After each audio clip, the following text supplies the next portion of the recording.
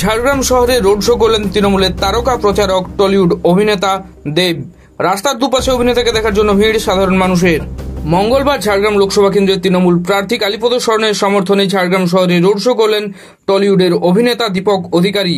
College মোড় থেকে একটি বর্ণাঢ্য মিছিল শুরু হয়, আর সেখানেই যোগ দেন তৃণমূলের তারকা প্রচারক। সেই র্যালিতে তৃণমূল সমর্থকদের ভিড় ছিল চোখে পড়ার মতো। এছাড়াও সাংসদ অভিনেতাকে দেখার জন্য ভিড় জমিয়েছিলেন ঝাড়গ্রামের সাধারণ মানুষ।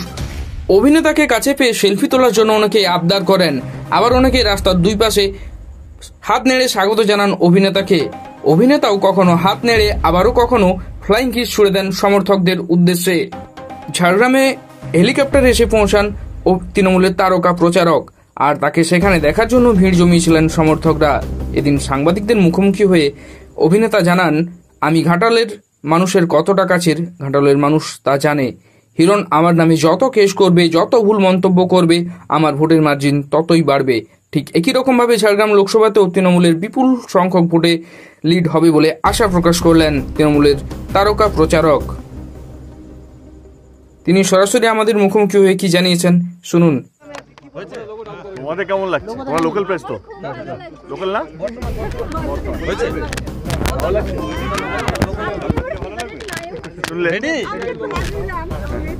আমার মনে হয় কি ঝাড়গ্রামের মানুষ রায় দিয়ে দিয়েছে কি 4 জুন কি রায় হতে চলেছে।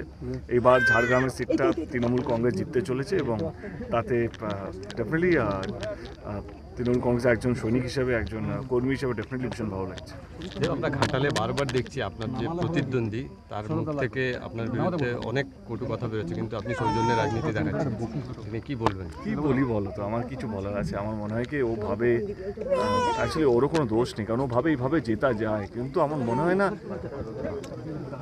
মানে অ্যাটাক করে একটু কথা বলে জেতা যায়, অন্তত ঘাটাল লোকসভা কেন্দ্রে। সেটাও হয়তো 4 জুন যখন রেজাল্টটা বেরোবে ও বুঝতে পারবে। এখনও বুঝতে পারছে না, কারণ ভাবে যত বেশি অ্যাটাক তত বেশি ভোট পাবে।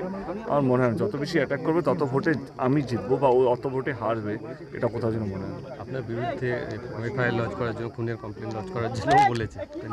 ওনা অনেক কিছুই করছে লাস্ট 2 বছর ধরে, যেভাবে ও আমাকে মেলাইন করার চেষ্টা করছে, আমাকে অ্যাটাক করার চেষ্টা করছে, আমার ভাবমূর্তিটাকে নষ্ট করার চেষ্টা করছে। আর মানে ঘাটালে মানুষ জানে আমি যেখানে যাচ্ছি, দিন হোক রাত হোক, গরম হোক বৃষ্টি হোক ঝড় হোক, যেখানে যেখানে যাচ্ছি মানুষ আসছে, মানুষ আশীর্বাদ করছে, এবং যেই পাড়া থেকে গেছি সবাই একটাই কথা বলছে যে এই জিতছে তো বটেই, কত মার্জিন হবে সেটাই দেখার কথা। তো আমার মনে হয় এটাই তো জবাব, মানে আমি জবাব দেওয়ার কে, মানুষ জবাব দেবে, এবং ও হয়তো 4 জুনে বুঝতে পারবে। শুভেন্দু অধিকারী যেটা বক্তব্য, 4 জুনের পর মুখের যে হাসি সেগুলো মিলিন হয়ে যাবে। কার হাসি? ওর হাসি না আমার হাসি? এটা বলেছি আপনাদের টিএমসি যারা আছে দাঁড়িয়েছে প্রার্থী সব জায়গায়, এবং পাল্টা ইয়ের জন্য প্রস্তুত থাকতে বলেছে সবাইকে। ঠিক আছে, শুভেন্দু অধিকারী ভগবান, আমার মনে তারও একটা আমার পাশে শুভেন্দু অধিকারী একটা মন্দির হওয়া উচিত, উনি সব জানেন। কয়েকদিন বাদে মিঠুন চক্রবর্তী আসছেন ঝাড়গ্রামে প্রচার করতে, কি বলবেন মিঠুনদাকে নিয়ে? তোমরা একটু জল নিয়ে রেডি রাখো, আমার খুব সজ্জন মানুষ, আমার খুব কাছের মানুষ। রোদ পড়েছে, একটু ডাবের জল দিয়ে আমার হয়ে একটু দিও। 17 তারিখ সিএম ম্যাডাম আসছেন, 19 তারিখ অভিষেক, আপনি কি আসবেন? ওনারা ডাব টাব নিয়ে আসবেন, তো ওখানে দিয়ে লাভ নেই। তো কি বলে তুমি? 17 তারিখ সিএম ম্যাডাম আর 19 তারিখ অভিষেক আসছে এখানে ঝাড়গ্রাম ক্যান্ডিডেটের। তিনি এই 2টো দিন আমার এখানেও আসছেন, এই ঘাটালেও উনি 17 তারিখে আসছেন এবং 19 তারিখে আসছেন অভিষেক। তো আমাকে সেদিন ওইখানে থাকতে হবে, এবং আমার মনে হয় কি এবারে কাউকে শোনানোর জন্য নয়, আমার মনে হয় এবারে যা রায় হবে বাংলায়, সেটা আমাদের 2019-এ যে রায়টা হয়েছে তার থেকে অনেক বেশি গুণ ভালো হবে, এবং অনেক বেশি সিট আমরা এবারে জিততে চলেছি। এবারে মোদি বা অমিত শাহ পশ্চিমবাংলার প্রায় সমস্ত সিটে প্রচার করছে, ঝাড়গ্রামে 20 তারিখ আসার কথা, কি বলবেন এটা?